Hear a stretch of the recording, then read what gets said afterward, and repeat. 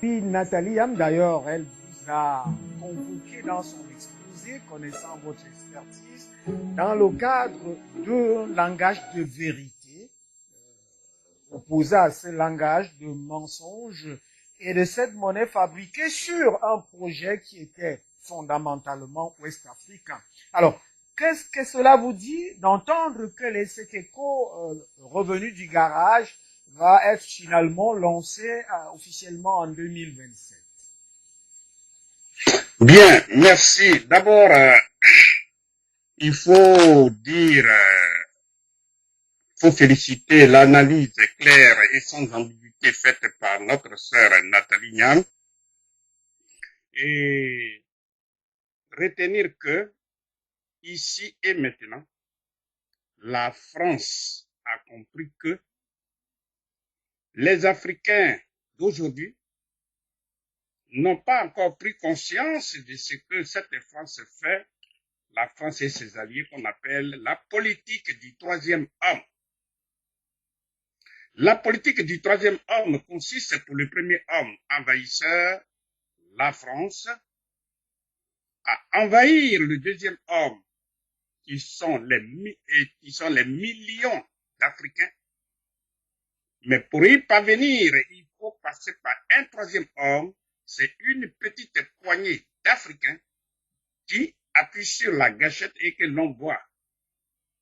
Et ceci est valable sur tous les plans, y compris sur le plan intellectuel.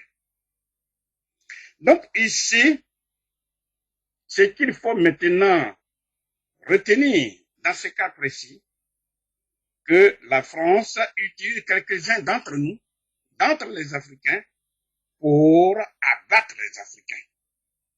Car la souveraineté d'un État, c'est d'abord trois choses, à savoir, quand on parle du triangle de souveraineté, c'est d'abord la monnaie, c'est-à-dire l'argent qu'on utilise dans le pays. La monnaie, la défense et le droit positif. Si vous n'avez pas l'argent, vous ne pouvez absolument rien faire.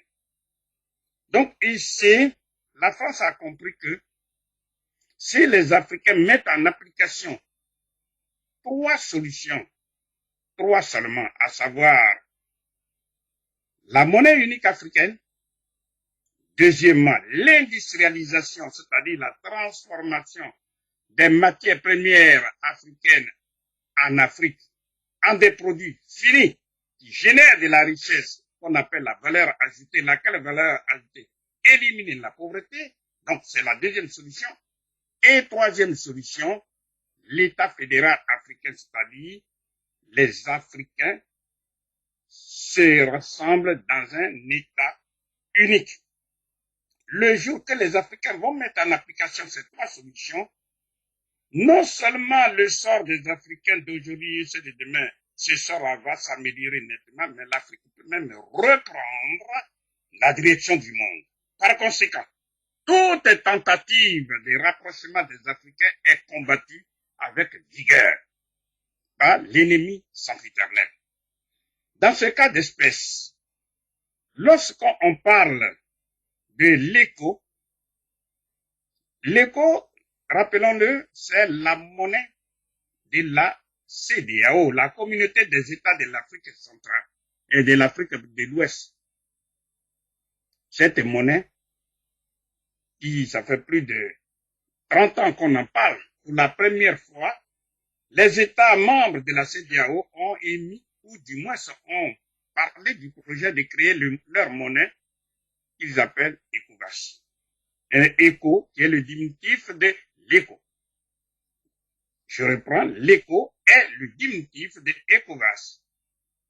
Donc, la France a vu le danger venir que si effectivement l'ECO de la CEDEAO voit le jour, c'est d'abord le franc des colonies françaises d'Afrique, monnaie coloniale, monnaie nazie, dont se nourrit la France, c'est cette monnaie qui va disparaître. La France a vu le danger. Donc, il fallait s'unir avec un troisième homme africain pour que ce projet-là puisse être enterré. Pourquoi? Je répète, le pilier de la souveraineté d'un État, c'est d'abord la monnaie. La souveraineté monétaire. Donc la France a compris qu'il faut enterrer rapidement ce projet-là. Donc le scénario mis en place, c'est de dire, nous allons créer, ça je parle de la déclaration d'Abidjan du 21 décembre 2019, déclaration faite par M. Emmanuel Macron, président français, et le chef de l'État de Côte d'Ivoire à la personne de M. Ouattara. Donc, ils ont dit qu'ils mettent en place ce qu'on appelle l'éco-UEMOA et non pas l'éco-CEDEAO. Il y a une différence. Donc, du coup, cette monnaie éco-UEMOA que l'un d'un autre, à la personne de M. François Ndingwe, appelle Wacron, eh bien, ce projet-là a eu pour objectif de perturber, de troubler et d'enterrer même le projet de création de l'ECO par la CEDEAO, qui a comme poids lourd le Nigeria. Donc, le trouble étant semé, eh bien, aujourd'hui, on dit que l'ECO, UEMOA, ne verra pas le jour tout de suite, mais en 2025. Pourquoi? Parce que le premier objectif a été atteint, à savoir le Nigeria s'est fâché, et puis, voilà, le projet création ECO-CEDEAO a été remis en sommeil. Bien. Mais pour mémoire, il faut que les Africains comprennent que le projet ECO-UEMOA, en fait, on parle d'un changement, mais véritablement, il n'y a pas de changement. Le premier changement, c'est de dire, on change le nom des francs CFA, qui va désormais s'appeler ECO-UEMOA. Le deuxième changement, on dit qu'il faut enlever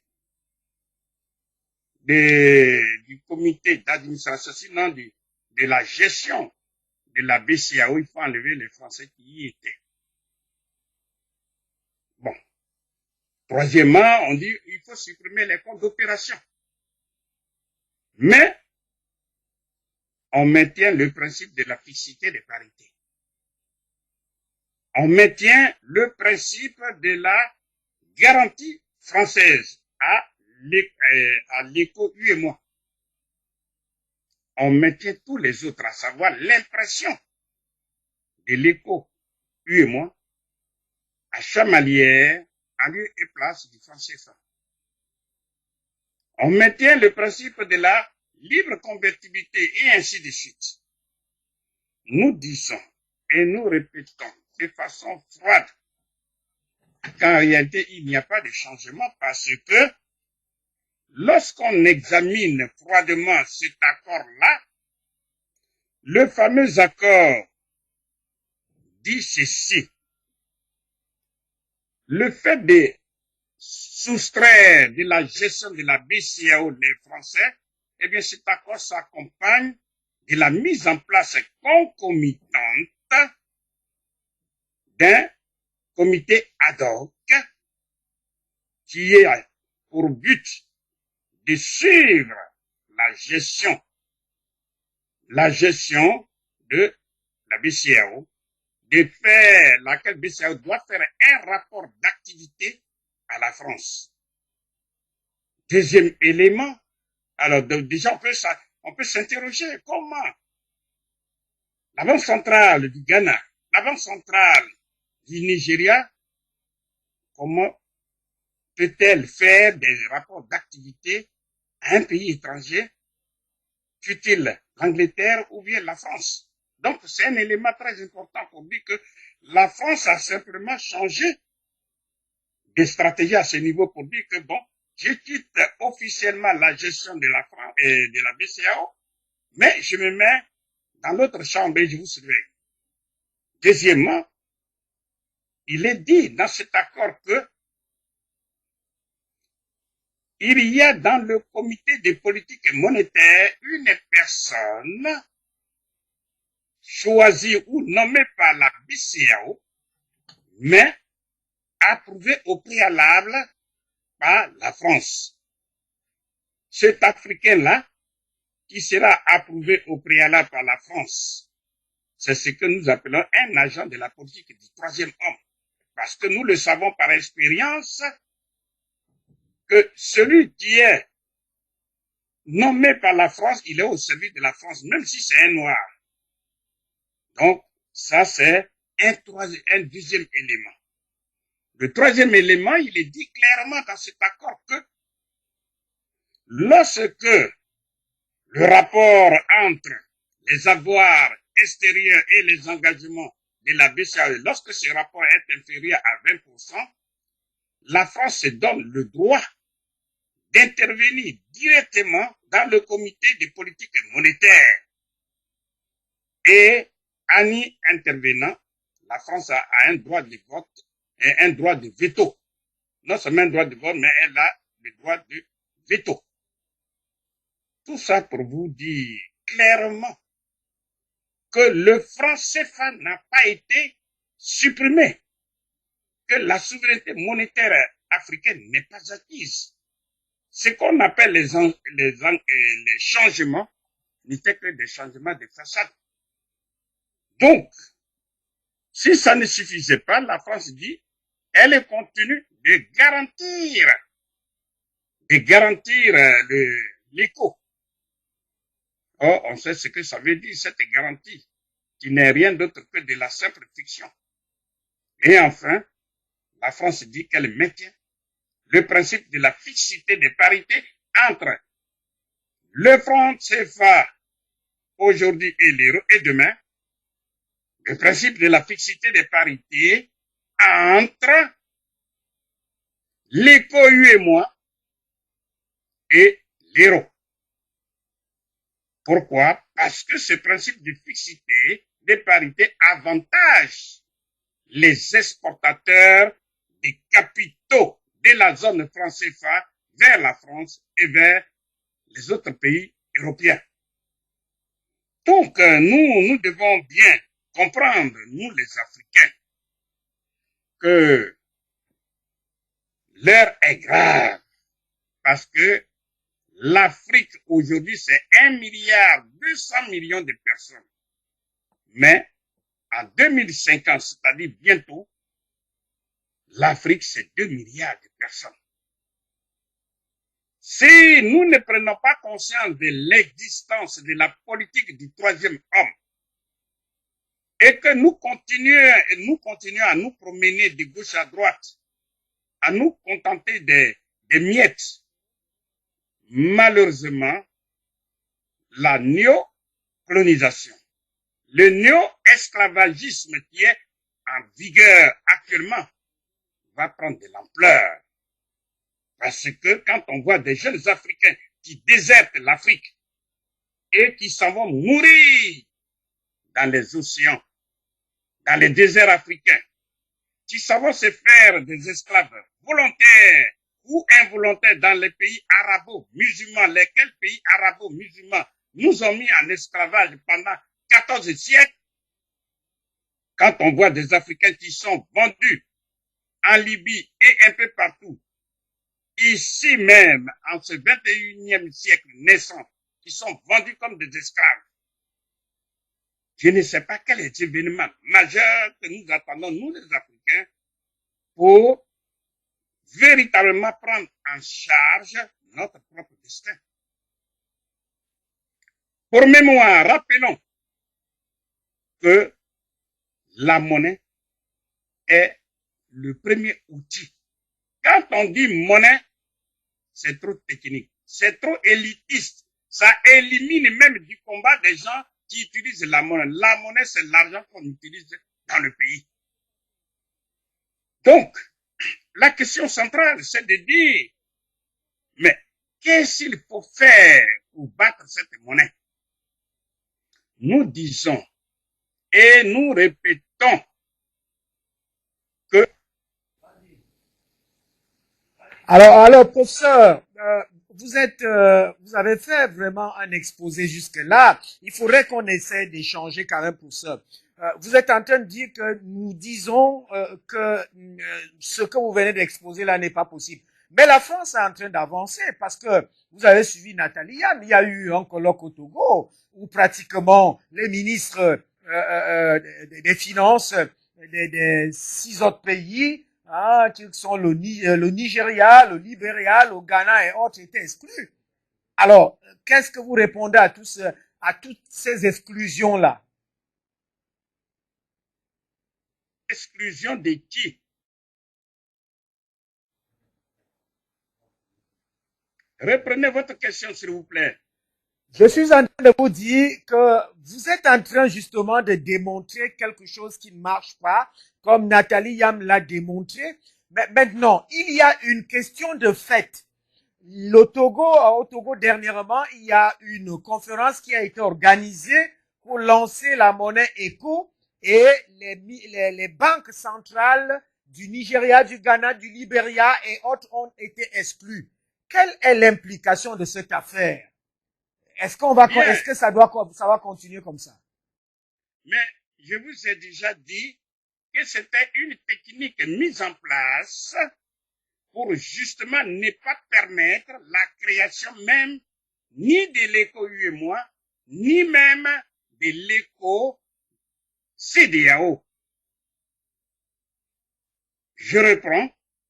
Cette technique mise en place dont vous parlez avec ce qui s'est passé au Togo et tout le reste, en excluant les grands blocs, enfin les grands pays comme le Nigeria et tout le reste, c'est une mise en scène, c'est une technique mise en place pour distraire l'opinion africaine, pour endormir l'opinion africaine.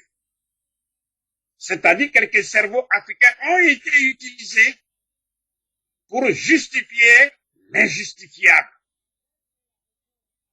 À cette situation, de manière concrète, de manière pratique, quelle est la réponse à donner à cette situation de manière concrète, de manière pratique, alors que elle est une situation d'exclusion? Bien, cela veut dire que concrètement, comme le pouvoir de la monnaie appartient aux Africains et au peuple, je reprends, la monnaie appartient au peuple. Pour la troisième et dernière fois, je reprends, la monnaie appartient au peuple. Donc, ce sont les peuples africains qui doivent d'abord prendre conscience de l'état de misère dans lequel ils se trouvent. Partout, on parle il nous manque les moyens, il nous manque de l'argent. Donc, le combat de libération nationale dont nous parlons doit commencer par là. Tous les pays africains, pour ne pas dire les différents peuples, les différentes populations des pays africains concernés, doivent contester, doivent se mobiliser et demander à leurs représentants, les parlementaires, de s'unir pour véritablement battre monnaie. Parce que s'ils ne le font pas, malheureusement, il y a des gens comme comme Emmanuel Macron ou tant d'autres qui viendront se substituer à eux et qui vont s'amuser avec la vie des Africains. Ce qui s'est passé et ce qui se passe actuellement, il ne s'agit pas, il faut le dire clair et net, de battre la monnaie éco-UEMOA.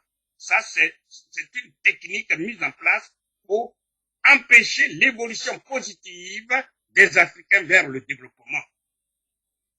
Parce que si les Africains ne se révoltent pas, eh bien, malheureusement, la situation va s'empirer. Pourquoi? Parce qu'on ne développe pas un pays avec la mendicité financière internationale.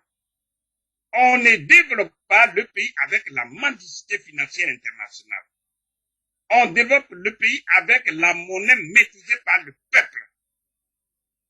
C'est ça qui est le véritable problème. Donc, il s'agit d'une manière ou d'une autre d'empêcher les Africains de battre monnaie, d'avoir la souveraineté monétaire. Voilà pourquoi Kadhafi a été tué. Vous le savez, je le sais. Ce n'est pas un secret. Et que tous ceux qui portent des grands projets de création de la monnaie unique africaine, d'une manière ou d'une autre, ils sont écartés du pouvoir. Donc, vous n'avez pas l'impression donc que le Nigeria laisse faire, le Ghana laisse faire, le Libéria laisse faire, c'est pas encore le Sénégal. Il y a pratiquement 6 monnaies là ajoutées au franc CFA. C'est cette monnaie, ils laissent faire et ils regardent faire. oui, parce que leur peuple laisse faire. Je reprends. Un dirigeant, un président le pouvoir d'État ne lui appartient pas. Le pouvoir appartient à l'État en tant que personne morale.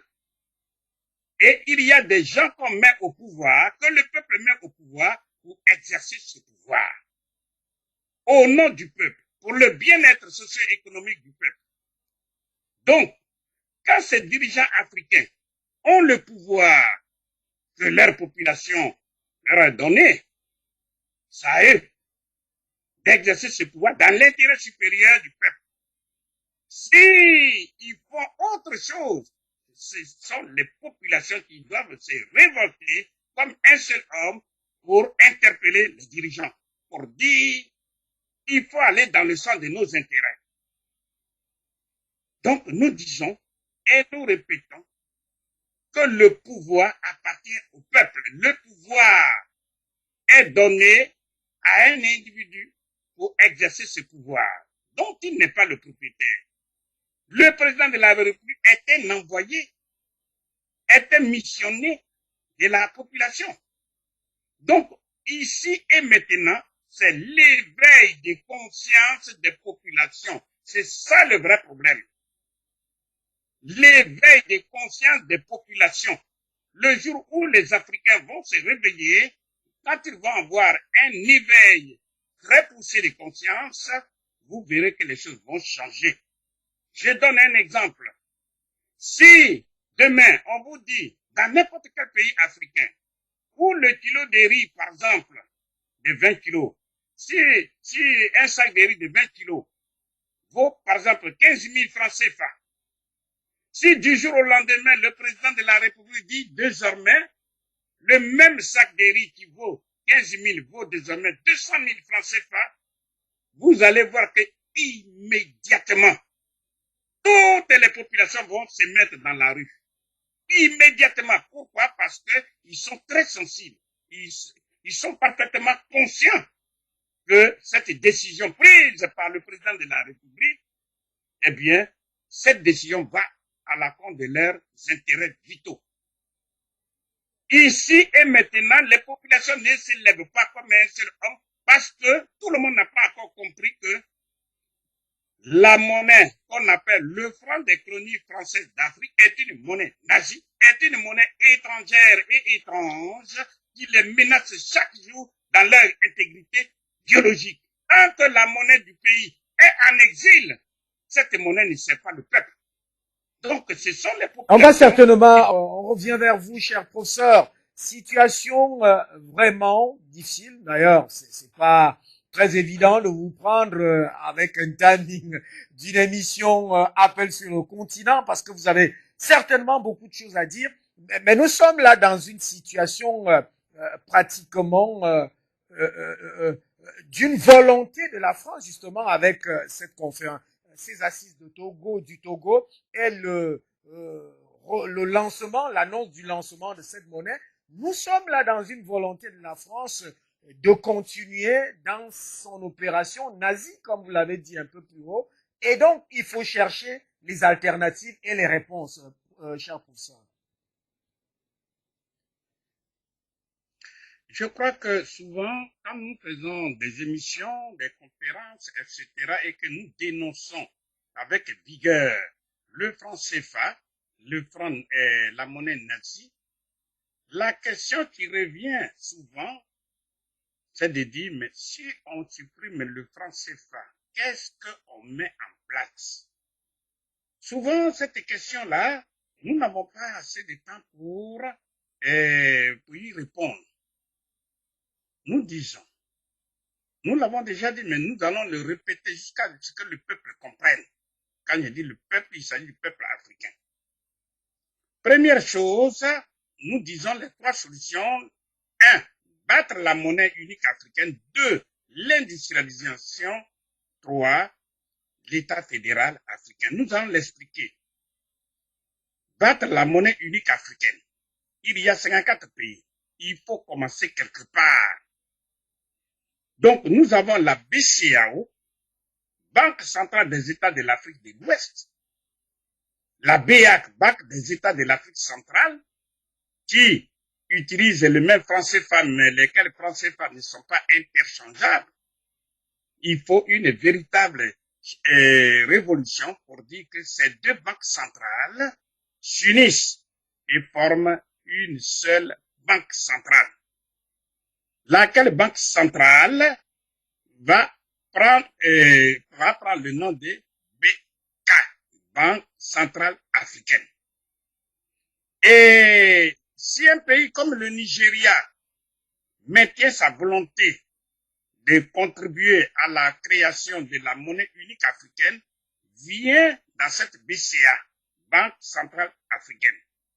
Un autre pays comme le Ghana vient et ainsi de suite. En un mot, la BCA, Banque centrale africaine, va regrouper toutes les banques centrales nationales. Le capital social de la BCA, de la Banque centrale africaine, ce capital social sera apporté par toutes les banques centrales nationales que la BCA va regrouper. Et c'est cette BCA qui va définir la politique monétaire, et ceci en toute souveraineté des Africains, qui va définir la politique monétaire à appliquer dans tous les pays africains. Cette politique monétaire, pour mémoire, va par exemple donner, on va dire, le taux d'intérêt directeur facturé aux banques centrales nationales et aux banques commerciales et aux agents économiques. Cette politique monétaire, on va dire par exemple, le taux d'intérêt est de 1%. Mais pour aller plus loin, il faut dire, et il faut que les Africains le comprennent, la Banque centrale africaine coiffe toutes les banques centrales nationales. Lesquelles banques centrales nationales coiffent toutes les banques commerciales qui se trouvent dans chaque pays. Lesquelles banques commerciales sont en contact direct avec les agents économiques qui sont des consommateurs et des entreprises, par exemple. Donc, lorsque le citoyen lambda, qui fait-il les ocus, il veut prendre de l'argent dans sa banque, il dit, je veux aller entreprendre. C'est un exemple.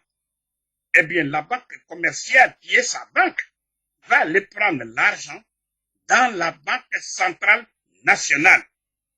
Et la Banque centrale nationale va lui facturer, par exemple, 1%. 1%, pourquoi 1%? Parce que c'est ça qui a été défini à la Banque centrale africaine. Donc, la banque commerciale prend l'argent à 1%.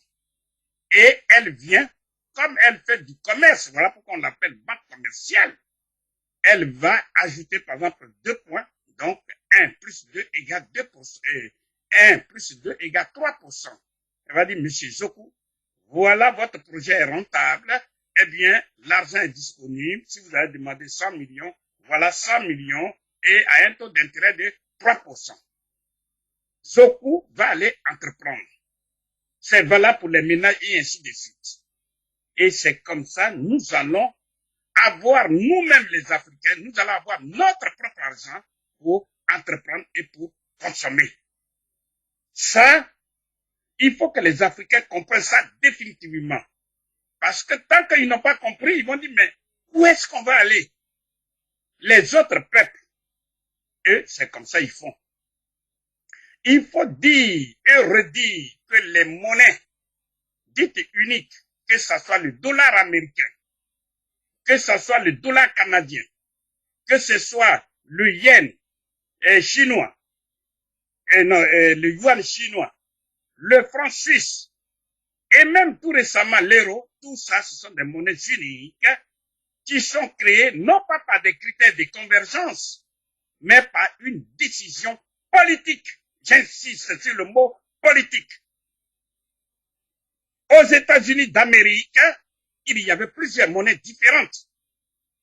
Quand les 13 colonies anglaises ont décidé de battre une seule monnaie qu'on appelle le dollar, et les autres pays qui sont venus s'ajouter après, ils ne font qu'utiliser le dollar comme monnaie unique. Ils sont 50 pays. Même chose pour le Canada. Au Canada, il y a 10 pays qu'on appelle 10 provinces qui ont décidé politiquement d'utiliser le dollar canadien comme leur monnaie unique. Troisième pays, c'est la Chine. En Chine, il y avait 30 pays, il y a 30 provinces qu'on appelle 30, en fait, ils sont 30 pays. Et aujourd'hui, en 1949, quand les Chinois, après leur révolution contre l'ordre socio-économique mis en place par les Chiang Kai-shek et autres, qui étaient à la solde des États-Unis d'Amérique, Mao Zedong et ses amis ont remporté la victoire. Et ils ont supprimé toutes les monnaies qui existaient. Ils ont battu leur monnaie, le yuan, et en 1949, la Banque populaire de Chine appartient à l'État chinois.